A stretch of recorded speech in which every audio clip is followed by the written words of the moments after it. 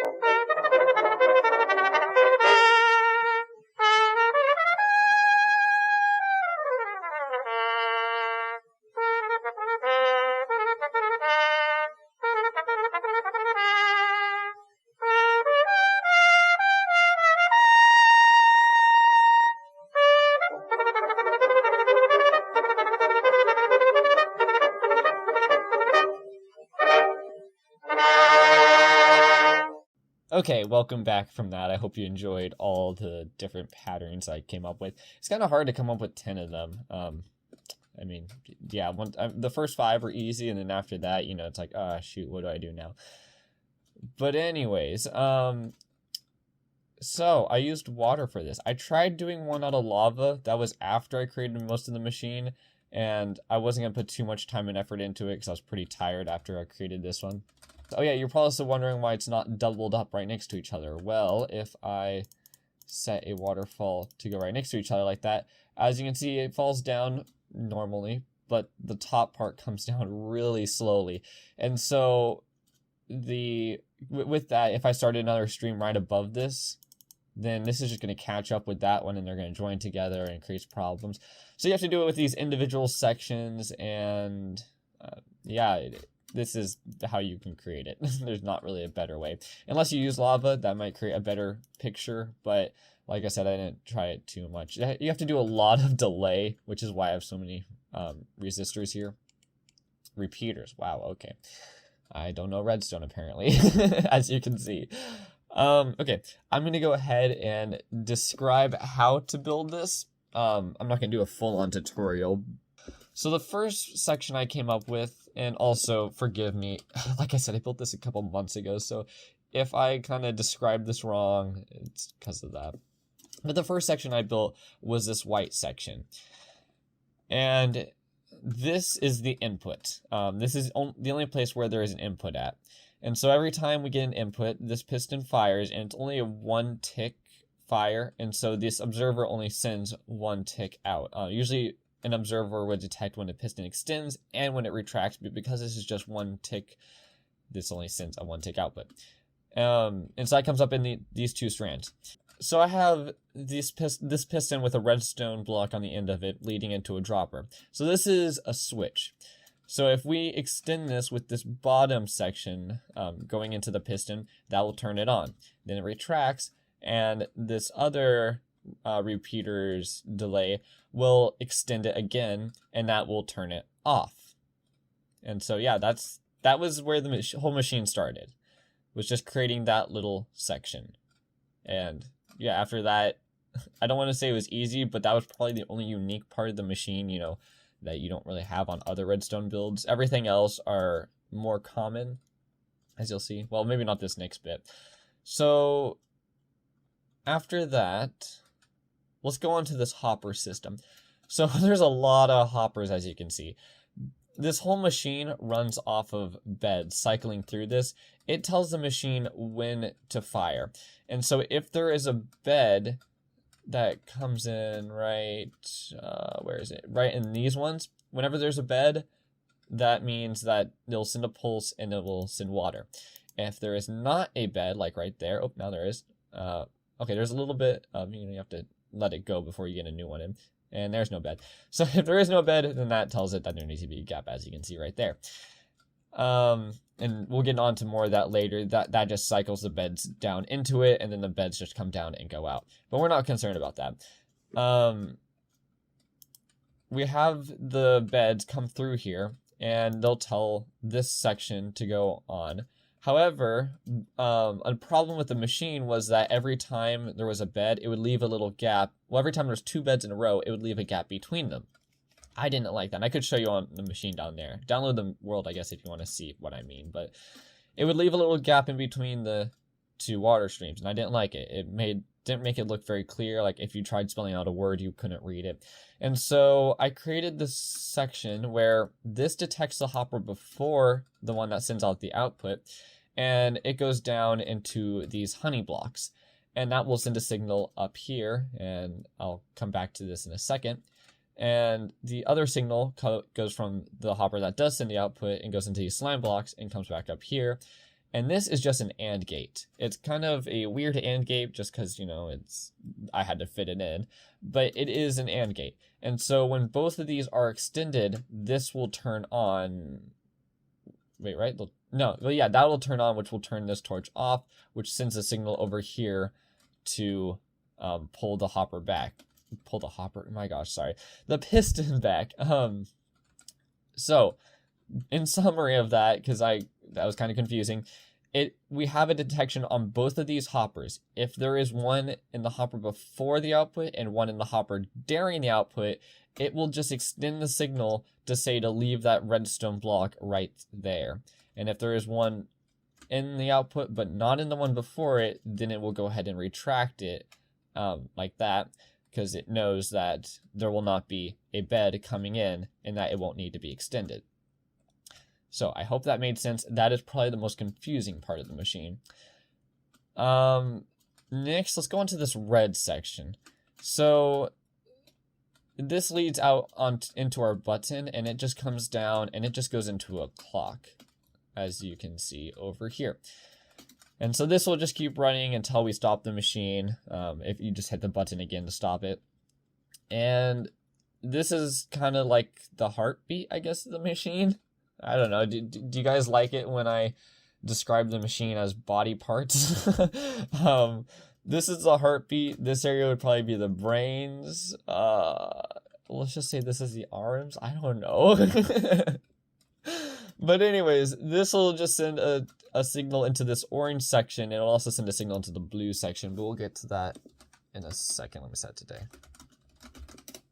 Okay, so it sends a signal into this orange section. This orange section is just a bunch of redstone signals going everywhere. So we have these pieces of wool over these hoppers. And in case you don't know, if you have a block that has a signal on it, so like this, and let me grab a redstone torch, it will stop anything that is in the hoppers. As you can see, it's not going past, which will break the machine, but it's fine. Oh no! Well, now we have a piece of redstone somewhere in the machine. Well, they come down these strands, and so they'll all get sent out at the same time, but they don't all arrive here at the same time. And so we kind of have to have like a little waiting zone. So it'll stop this one, and it'll say, okay, go to the next one. Okay, go to the next one. And this just keeps all of them, all the strands in line with each other. And it keeps everything organized. And then it'll send it down into these, and then, it keeps moving things along. So let's move on to this blue area. You might have seen this before. You just have a belt that goes around, and it has a transparent block and a non-transparent block. I believe that's what they're called. I don't know if my Minecraft term is all that well, to be honest. And so as you'll see here, glass will not send a redstone signal through, but wool will. So we just have a permanent redstone signal going into this side, and then that will just lead into dispensers on the other side. And so anytime there is glass, as you'll see, it keeps firing with all these wool pieces. Okay, well, you actually can't see it because it just refills constantly. So it fires, it fires, it fires. Here comes our glass. It won't fire. Yep, like that. And so that's how those work. And so this just programs a machine, and that's how you tell it what design you want. So if you want to create your own designs, just replace any bits of this with glass that you want, or maybe any bits with wool, and you can create your own designs. And so this blue section just pushes all of it along. There's nothing too special to it. It just says, all right, push that there, then push that there, then push that there, and then push that there. So yeah. So that leads into our beds. That's what feeds the beds out. And then we have this bed storage system up here that just makes sure that we never run out of beds. I think this is a bit too big of storage, but it's fine. It just means that we'll never run out. This purple section, so the beds come down, they go over to get loaded in, and then after they're done, they come back down, they come out, and then they go into this item elevator. I believe that's what it's called. And so it just sends the items back up to go back into the storage. Yeah, you might have seen that before. They're very common, especially in like item sorting systems. I don't know, I don't play survival, so I've never really needed one. But yeah, that is the whole machine. You just get all these parts working together, and it creates stuff like this. And so yeah, I hope you learned something from this video. I hope I didn't make it too confusing. I think that's going to be it for this one, though. I hope you guys enjoyed this. Let me know more if you want to see more redstone builds like this. I have a few ideas for stuff I want to build, but I also have a lot of other projects, and so I kind of need to know what to prioritize. If you guys like this redstone stuff, I'll do more of it. If you'd rather see my steampunk world I'm working on, I'll do more of that. But please leave a like, comment, and subscribe if you enjoyed, and I will see you in the next one. All right, see you guys. And just a little side note, I don't know if you guys can tell, but I record my audio through my phone and I have to upload it to my computer. It's a big mess to do it, but it gets the best audio. And I just got a new phone, and so let me know if you guys can tell a difference in the audio, because I'm sure I will be able to. I don't know if you guys will.